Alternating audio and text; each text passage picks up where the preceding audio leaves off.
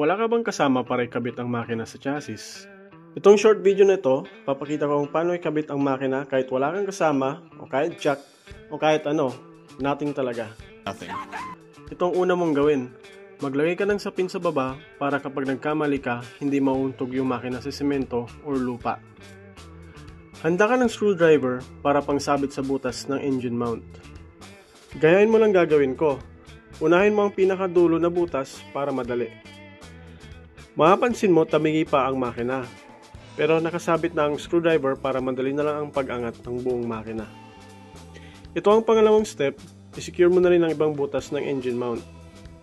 Ngayon na nakasabit na ang dalawang butas, kunin mo na lang ang engine bolts at ilagay mo sa mga bakante, o kaya kung saan man madali na unahin para sa'yo.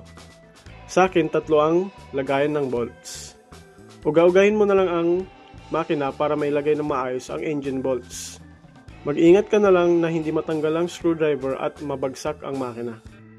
At ganun lang, ito ang simpleng paraan para magkabit ng makina sa chassis ng motor. Follow mo na lang ako kung gusto mo pa ng mga ganitong tips at content.